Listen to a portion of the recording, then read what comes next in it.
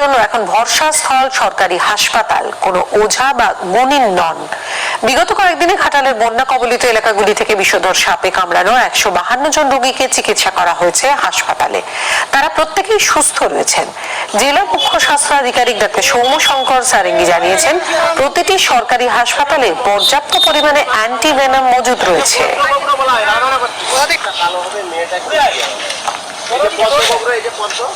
এটাকে বলা হয় পদ্মগোপ। এটা ধরেছি আমার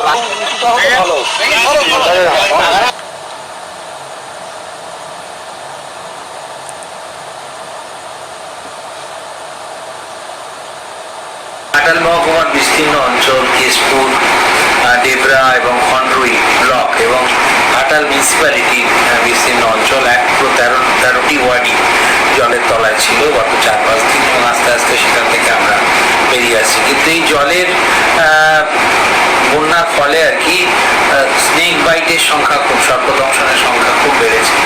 বিভিন্ন জায়গা থেকে গ্রামে যারা সর্পদংশনের আক্রান্ত হয়েছেন তাদেরকে আমাদের আশা কর্মীরা পুলিশের সহায়তায় এবং এনডিআরএফ এবং অন্যান্য কর্মী যারা আছেন জেনারেল প্রশাসনের অফিসের কর্মীদের সহায়তায় তারা নিয়ে এসছেন আমাদের হসপিটালগুলোতে। এটা আমাদের কাছে খুব সুখের যে আমাদের 152 জন এখন অব্দি সর্পদংশনে আক্রান্ত হয়েছেন, তাদের সবাইকেই আমরা সুস্থ করে বাড়ি পাঠাতে পেরেছি।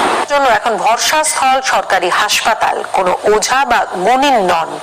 বিগত কয়েকদিনে ঘাটালের বন্যা কবলিত এলাকাগুলি থেকে বিষধর সাপে কামড়ানো 152 জন রোগীকে চিকিৎসা করা হয়েছে হাসপাতালে। তারা প্রত্যেকেই সুস্থ রয়েছেন। জেলা মুখ্য স্বাস্থ্য আধিকারিক ডাক্তার সৌম্যশঙ্কর সারেঙ্গি জানিয়েছেন, প্রতিটি সরকারি হাসপাতালে পর্যাপ্ত পরিমাণে অ্যান্টিভেনাম মজুদ রয়েছে।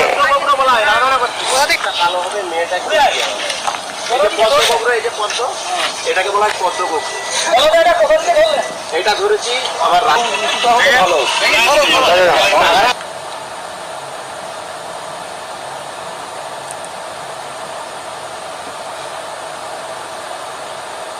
ঘাটাল মহকুমার বিস্তীর্ণ অঞ্চল কেশপুর, ডেবরা এবং খন্ডরুই ব্লক এবং ঘাটাল মিউনিসিপ্যালিটির বিস্তীর্ণ অঞ্চল 13টি ওয়ার্ডই জলের তলায় ছিল গত 4-5 দিন, এবং আস্তে আস্তে সেখান থেকে আমরা বেরিয়ে আসছি। কিন্তু এই জলের বন্যার ফলে আর কি স্নেক বাইটের সংখ্যা সর্পদংশনের সংখ্যা খুব বেড়েছে। বিভিন্ন জায়গা থেকে গ্রামে যারা সর্পদংশনের আক্রান্ত হয়েছেন তাদেরকে আমাদের আশা কর্মীরা পুলিশের সহায়তায় এবং এনডিআরএফ এবং অন্যান্য কর্মী যারা আছেন জেনারেল প্রশাসনের অফিসের কর্মীদের সহায়তায় তারা নিয়ে এসছেন আমাদের হসপিটালগুলোতে। এটা আমাদের কাছে খুব সুখের যে আমাদের 152 জন এখন অব্দি সর্পদংশনে আক্রান্ত হয়েছেন, তাদের সবাইকেই আমরা সুস্থ করে বাড়ি পাঠাতে পেরেছি।